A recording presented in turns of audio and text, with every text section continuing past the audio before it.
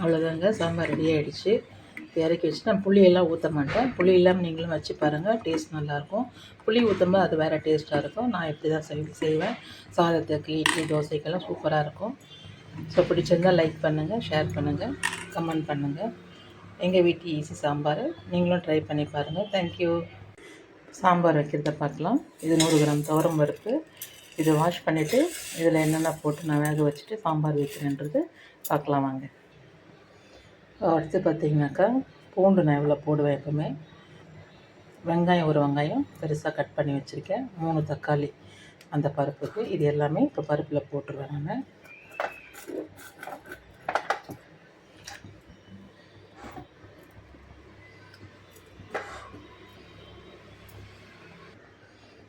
பாருங்கள், எல்லாம் போட்டாச்சு. இப்போ வந்து இதில் மஞ்சள் பொடி போடுவேன் கொஞ்சம். நான் சீரகம், மிளகாத்தூளில் போட்டு தான் அரைப்பேன். இருந்தாலும் கொஞ்சம் அது பருப்புல கொஞ்சம் போடுவேன் சீரகம். இந்த ஸ்பூன்னா இதுதான் ஸ்பூன் அளவு, எனக்கு பெரிய ஸ்பூன் கிடையாது. பருப்பு வந்து பொங்காமல் இருக்கிறதுக்காக கொஞ்சம் உப்பு போடுவேன் எப்போவுமே. ஸோ காய்க்கு போடும்போது நம்ம அதுக்கு தகுந்த மாதிரி பார்த்து குறைச்சிக்கணும்.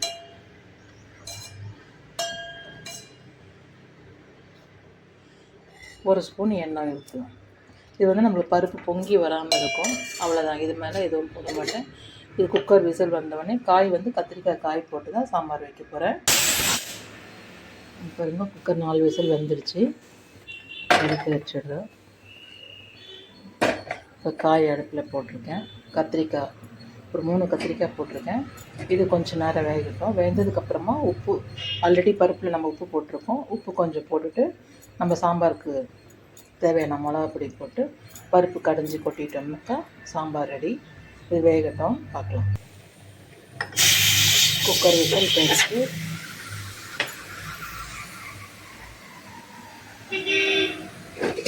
காய் பாருங்கள் நல்லா கொதிக்குது. இப்போ வந்து இதுக்கு தேவையான சாம்பார் பொடி போட்டுக்கலாம். இந்த மிளகாத்தூள்லேயே வந்து மீன் குழம்பு வைக்கலாம், காய் பொரியல் பண்ணலாம், உருளைக்கிழங்கு பொரியல், காரக்குழம்பு எல்லாமே வைக்கலாம். ஒரே 1 ஸ்பாட் சாம்பார் பொடி.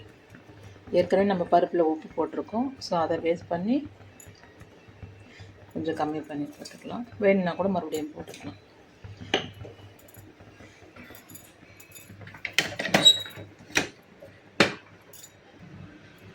பாருங்கள், பருப்பு நல்லா மசிஞ்சிடுச்சு. இது தண்ணி எடுத்துட்டு இதில் கடைஞ்சிட்டு இந்த பருப்பு காயில் கொட்டிடுவேன்.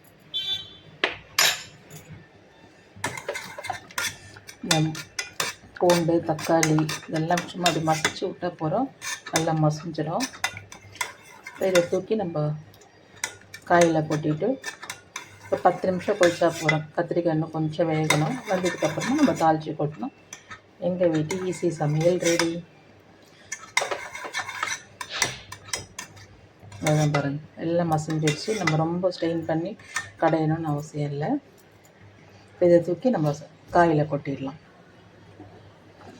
பாருங்கள், தண்ணி இவ்வளோ இருக்குன்னு இல்லை. இது காய் இன்னும் கொஞ்சம் வேகணும். கொதித்து இந்த மிளகாத்தூள் வாட போகிறதுக்கு ஒரு 10 நிமிஷம் கொதிக்கணும். இப்போ உப்பெல்லாம் இருக்கா நம்ம சரி பார்த்துக்கலாம்.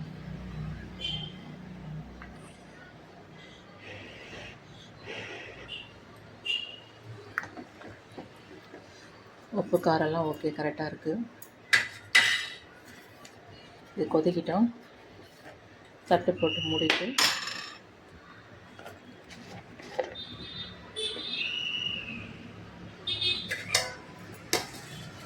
ஒரு 5 நிமிஷம் கொதிக்கிட்டோம்.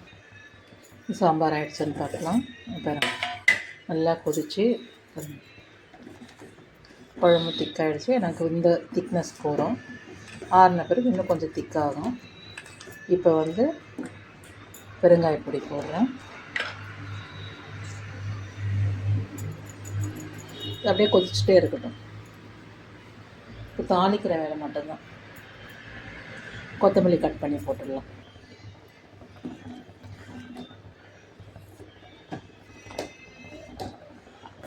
இறக்கிட்டு தாளிச்சு கொட்டிடலாம்.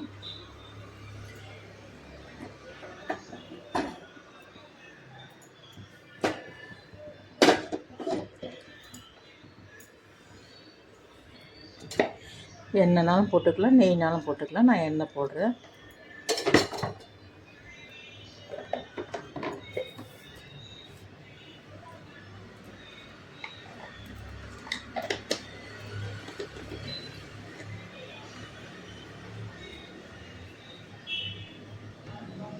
எண்ணெய் காஞ்சிடுச்சு.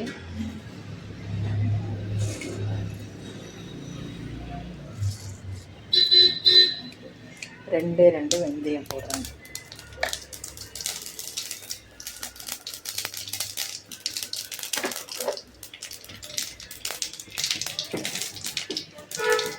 இந்த சாம்பாரை தூக்கி அந்த எண்ணெயில் கொட்டணும். அது மாதிரி கொட்டும்போது டேஸ்ட் நல்லாயிருக்கும். கருவேப்பிலை,